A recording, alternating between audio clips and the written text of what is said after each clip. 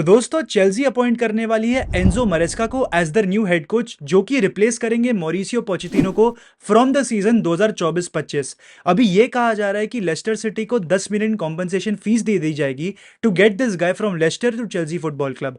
उसके अलावा इसको 3 साल का कॉन्ट्रैक्ट दिया जाएगा, which clearly goes on to show कि टॉड बेले और चेल्सी इस बंदे को सपोर्ट करने वाले हैं, इसके प्रोजेक्ट को, जो भी इसके प्लान्स है, आइडियाज है, जो फिलोसफी ये इनकलकेट करना चाहेगा एट चेल्सी फुटबॉल क्लब, उसको फुल सपोर्ट दिया जाएगा बाय टॉड बेले।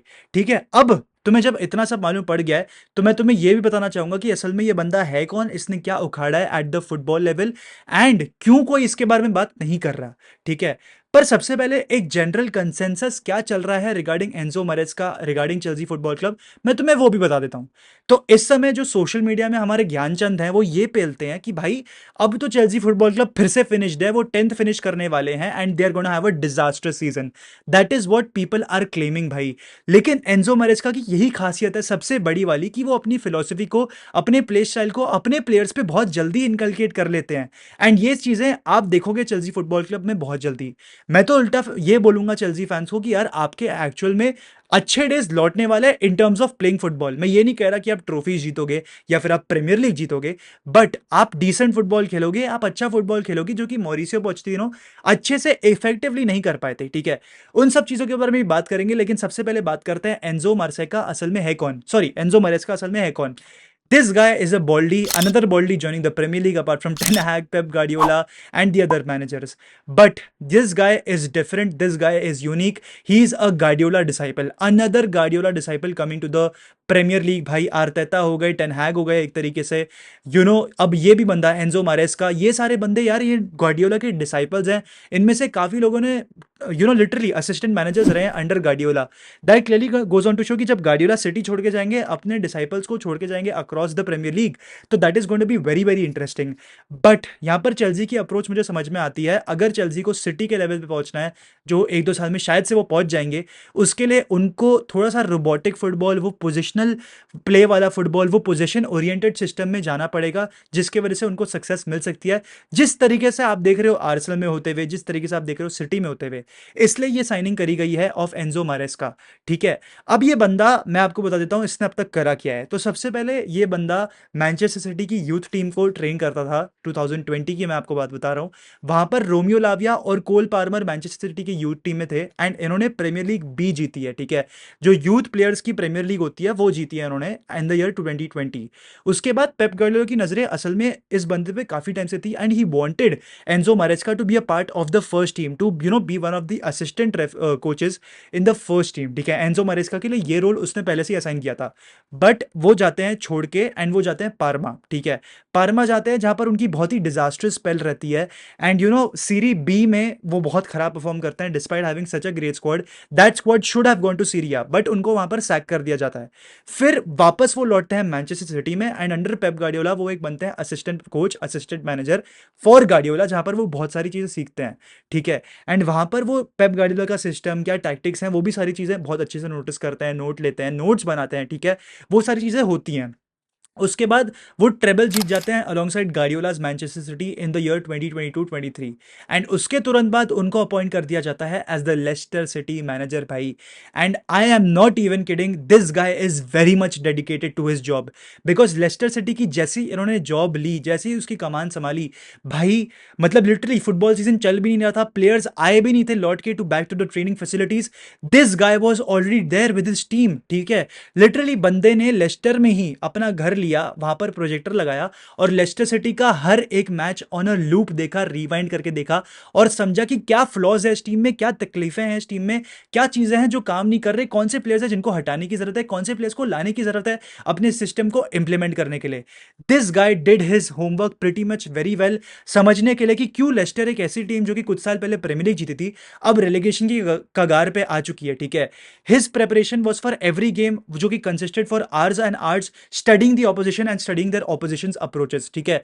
तो इस बंदे ने बहुत ही अच्छी तरीके से अपना होमवर्क करा एंड बहुत ही डिटेल्ड एनालिसिस करी हर एक ऑपोजिशन टीम की जिसके अगेंस्ट ये खेलने वाला है, ठीक है। एंड अपने पहले ही सीजन इंचार्ज में ऑफ लेस्टर सिटी ये जीत गए द चैंपियनशिप अगेंस्ट मैकेनाज इप्सविच टाउन, ठीक है। एंड वो भी 1 पॉइंट के गैप में इन्होंने 97 पॉइंट्स अक्यूमुलेट करे।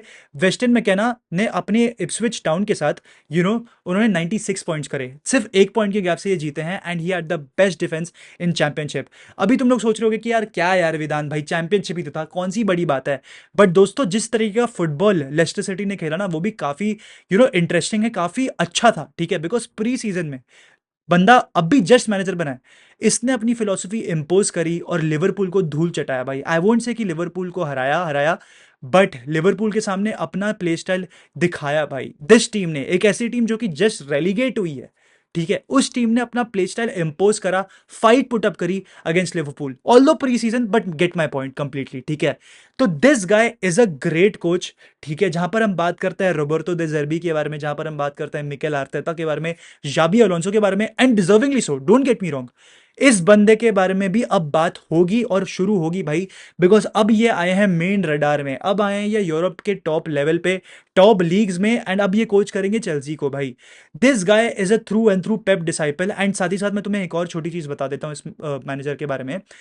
This guy was under Francesco Lippi and Carlo Ancelotti at Juventus, and काफी सारे टॉप क्लब्स के लिए खेला है। फियोरेंटीना में, जब फियोरेंटीना एक अच्छे लेवल पे थी, यूवेंटस, सेविया, ये सारे क्लब्स के लिए इन्होंने खेला है भाई।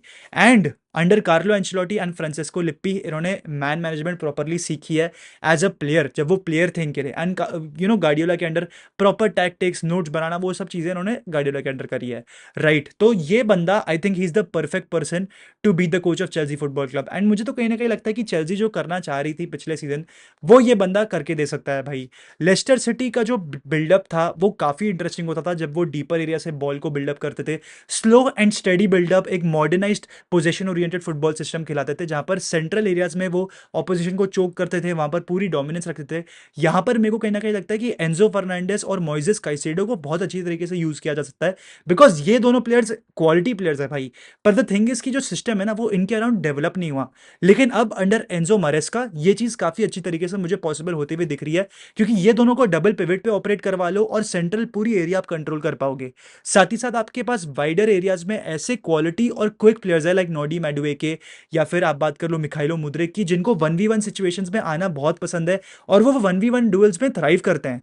लेस्टर सिटी भी कुछ ना कुछ हद तक वही कर रही थी last season under Enzo Maresca, ठीक है। तो ये चीज यहां पर भी इंप्लीमेंट की जा सकती है भाई। And I genuinely see this guy succeeding at Chelsea, ठीक है। ये बंदा ना डायरेक्टली आता है और अपनी चीजें कमान संभाल लेता है भाई। आई एम प्रिटी श्योर अभी चेल्सी का कॉन्ट्रैक्ट साइन करेंगे and he will be doing his homework, पूरी अच्छी तरीके से अपनी टीम को लेके बैठेंगे एंड समझेंगे कि चेल्सी की फ्लॉज कहां पर लाई करती हैं, क्यों चेल्सी अच्छी तरीके से परफॉर्म नहीं कर पा रही थी under his predecessor Mauricio Pochettino. And उसके बाद जैसे ही प्लेयर्स आएंगे ट्रेनिंग सेशन में वापस, उनको अच्छे से मैनेज करेंगे, which clearly goes on to show कि चेल्सी की जो इतनी बड़ी स्क्वाड बन गई है उसको बहुत अच्छी तरीके से और एफर्टलेसली मैनेज कर पाएंगे, बिकॉज भाई मैन मैनेजमेंट बंदे ने कार्लो एंचेलोटी से सीखी है। तो कम ऑन भाई, respect to Carlo Ancelotti's man management, उससे बंदे ने नोट्स लिए हैं भाई। तो he has something up his sleeves is what I am going to say. तो यहाँ पर ये सारी चीज़ें हैं जिनको हमें समझना पड़ेगा और नोटिस करना पड़ेगा। साथ ही साथ मेरे ख्याल से यहाँ पर फुल बैक्स का भी बहुत अच्छी तरीके से यूज़ किया जाएगा। लीवाई कॉलविल और रीस जेम्स को मैं यहाँ पर एड्रेस कर रहा हूँ।